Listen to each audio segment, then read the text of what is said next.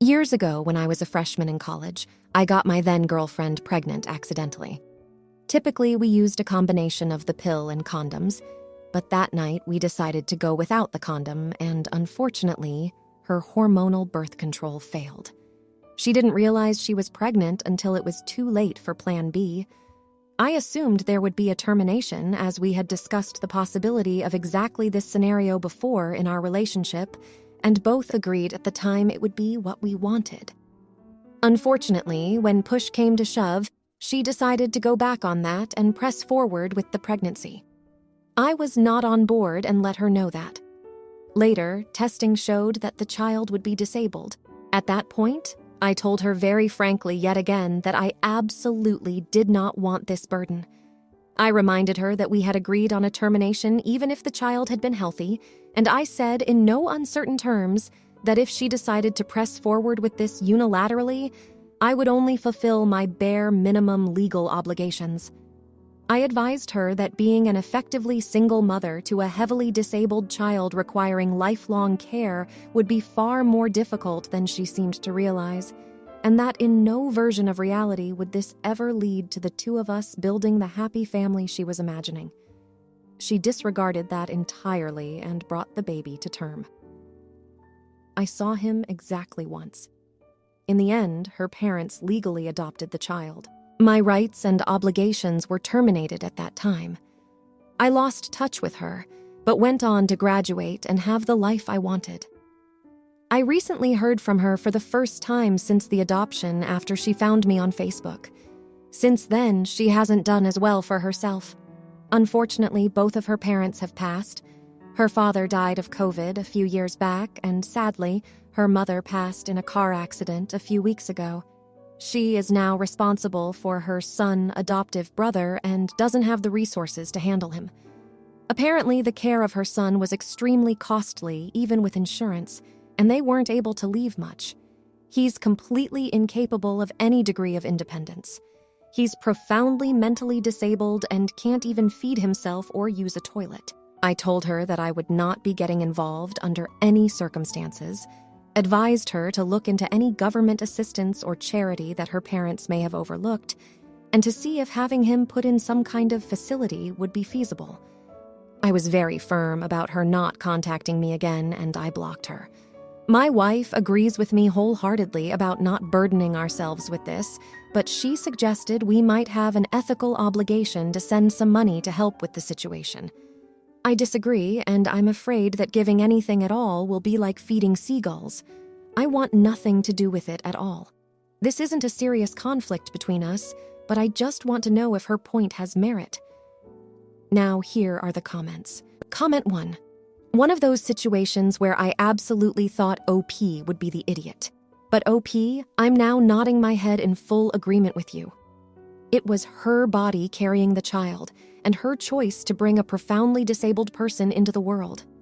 Not a whole lot you could say about that at the time, but it was the choice of her parents to adopt him themselves, thus absolving you of legal responsibility. This is a tough situation, but you also predicted a lot of what actually did come true. You knew that raising this kid would be a monumental feat. You never wanted that burden yourself, and you opted out when you could. I don't blame you one bit, and you're not the idiot. Comment 2. Not the idiot. If you start deciding to contribute money or anything else for this child and she goes on government assistance, they may insist that you continue to contribute. It could be a slippery slope. It's best to just let it lie. It's very sad, but she has options. It is not your child, and she needs to figure it out on her own. Giving her the information that you gave her is about as involved as you should get. Otherwise, it'll get very messy. Comment 3. Not the idiot. You knew what you wanted from the get-go, and you didn't sugarcoat anything from the beginning. You told her the risks and what would happen, but she still decided to go through with it. That's her fault. But unfortunately, that is still your son whether you like it or not. Personally, I feel your now wife may be right in a way. But ultimately, it's your call. Now, for the next story. My now husband, 27-year-old male, and myself, 26-year-old female, got married on a private beach with just close family and a few friends. I only had one bridesmaid and my husband had one groomsman. When I asked my best friend to stand by me at the altar, I told her she could wear whatever she wanted. Our colors were navy blue and cream, so she said she would pick a dark blue dress. The event was supposed to be semi-formal, but some people were in shorts or sundresses. My best friend couldn't choose a dress, so she bought two. One that was extremely dressy and one more casual. I didn't think much of it until the day of. We paid for all her expenses to get to the beach. We showed up early and she was already complaining that she wanted to go home. She complained the entire day and made the whole experience miserable. She wouldn't stop making the whole weekend about herself, and she refused to dance or even pretend to have a good time. She wouldn't talk to anyone except me and kept saying how much she didn't want to be there. When it was time for me to put my wedding dress on, she pulled out the skimpiest dress I have ever seen, and she wasn't wearing underwear. The photographer had to literally crop some of our photos because she had it all hanging out. Am I the asterisk hole for blocking her? Comment 1. NTA.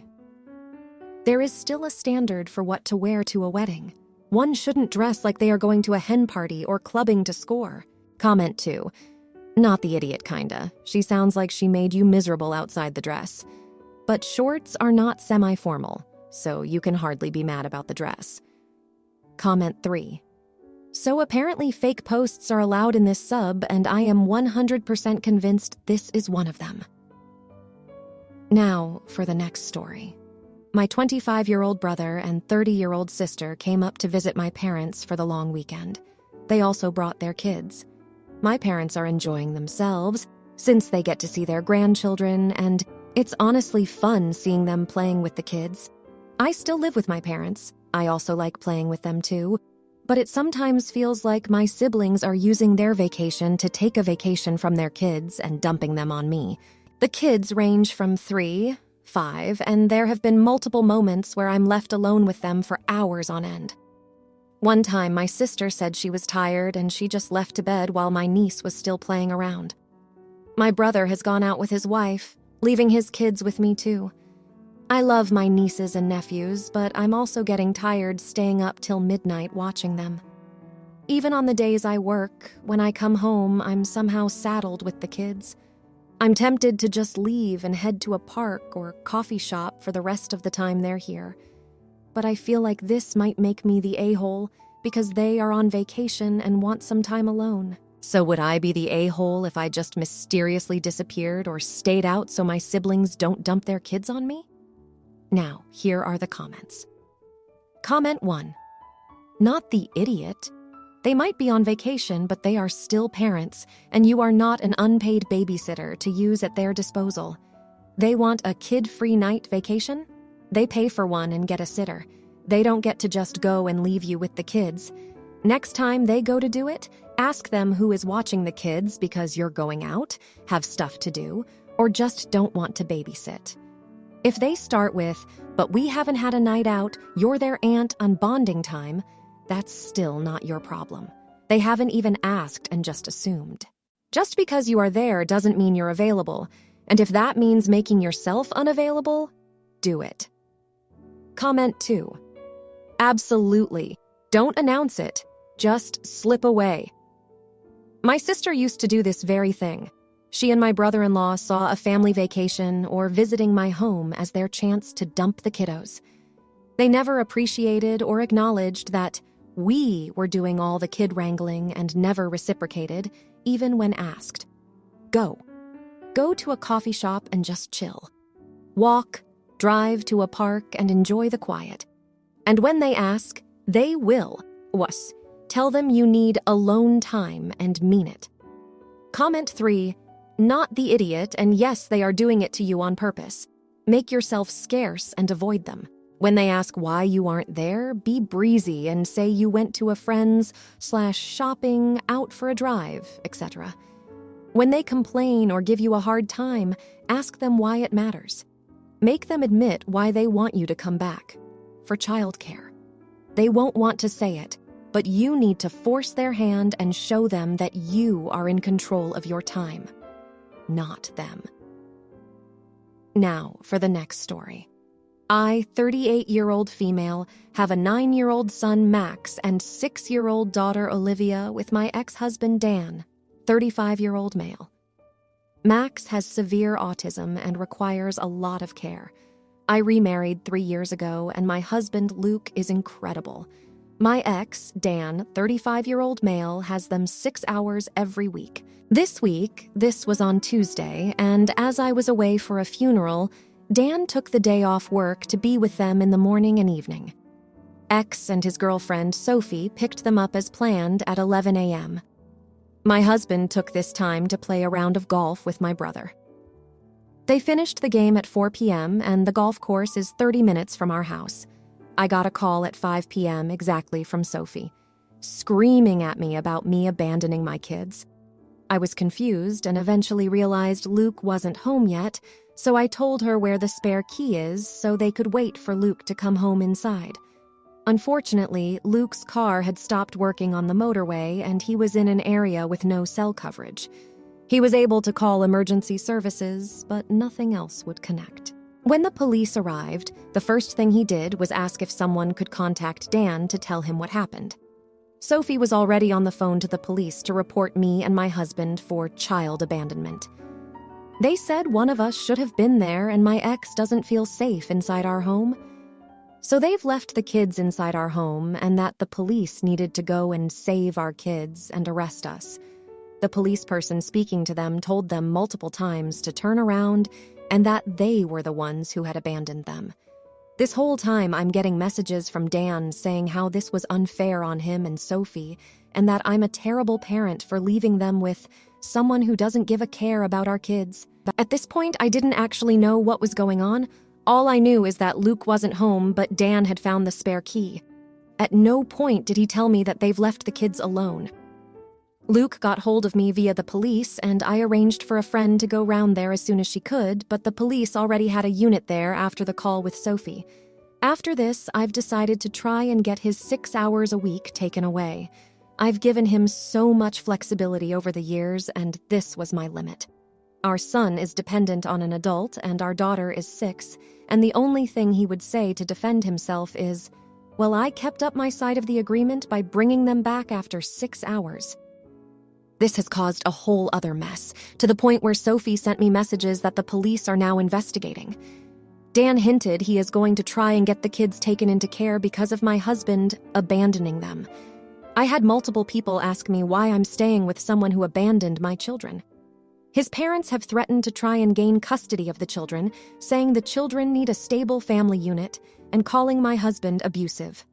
I said, forget this, and put the whole story, with evidence, on my private Facebook page and people quickly understood. But now I'm being called a drama queen and an idiot for publicly criticizing the father of my children, putting my husband above my kids. I don't understand how he's more of a father to them than Dan is. I feel like I've taken crazy pills. Am I the idiot? Now, for the next story. I need advice. My child was in tears last night because he wanted to know why his parents divorced and made him miserable. Apparently, his father told him that I randomly wanted it one day after he got home from work. Long story. He wanted to try poly with a girl we knew from a video game, and I thought, sure, let's try it. But eventually, I said I wasn't okay with it because I couldn't handle the emotional attachment he had for her. So he told me that he was still going to see her and that I wasn't letting him be himself. I told him it was cheating. He still went to see her, and I packed up and left with our 1-year-old to move in with my mom. They ended up not working out, and 6 months later, I went back because we seemed to be working out. He really didn't think it was all his fault because I wasn't being very close to him, I had postpartum depression, and I wanted to make it work for the sake of our child. Well, he sexted some chick a couple years later, and I thought maybe we could try to work through this anyways, and I gave him a second chance because I really loved him. Well, one day, I found a girl's headband in his wash, and I broke. I was tired of him not owning up to his mistakes and treating me like he was, distant, picking on me, just not helping around the house or getting help with his depression. He didn't even go with me to my best friend's wedding when I was the maid of honor. I thought he just didn't treat me as well as he could have for all that he put me through, so I wanted a divorce. Flash forward to last night, and it hurt to see my child cry, and I explained that Daddy hurt me a long time ago and never owned up to his mistakes, and I couldn't forgive him. I didn't tell him the exact reasons, but I told him we would talk about it when he was older. He's only 7. What else could I have said? I felt like I was only telling half the truth and his father was just outright lying to him. What else could I have said to help my son understand? I made sure he knew it wasn't his fault and that Mommy and Daddy love him, but sometimes mommies and daddies have to be apart for the child to be happy too. Now, here are the comments. Comment 1. Not the idiot. You told him the age-appropriate truth. He doesn't need the gory details at this age. He'll come to understand what kind of person his father is as he gets older and becomes more aware of emotions and hurt. Sounds like Dad is the one who put the whole "Mom and Dad not being together is hurting me" thing in your son's head. The man-child is playing a game that he will end up losing someday. Be the bigger person and the better parent. Don't bring your child into the middle of an adult relationship. Don't trash talk his father to him. Just be the best mom you can be. Focus on your relationship with your son. Comment 2. You did the right thing, OP. At his age, it would be difficult to explain it, and you want him to know that you and his trash father love him very much. If you tell him the whole truth, he might get mad at his dad. Your STBXH might go to the courts and say you're doing parental alienation so that the son is poisoned against his dad, so he gets more custody with him. Keep all the evidence for when he is older in case your trash ex decides he wants to refute the truth in the future. Comment 3. Not the idiot. It's not a half-truth, but an age-appropriate truth. Your son doesn't need those details right now, and you promise to tell him more as he gets older. Your ex is a prick for trying to pin it all on you. I applaud you for shifting the focus on making sure your child knows he's loved. I'm not sure what's the right move to make when your ex tries shady crap like this with your child, though. If you liked this video, you'll probably like these too. Also, while you're here, please consider subscribing. It's your support that keeps this channel alive and allows me to make better and longer videos. Have a great day.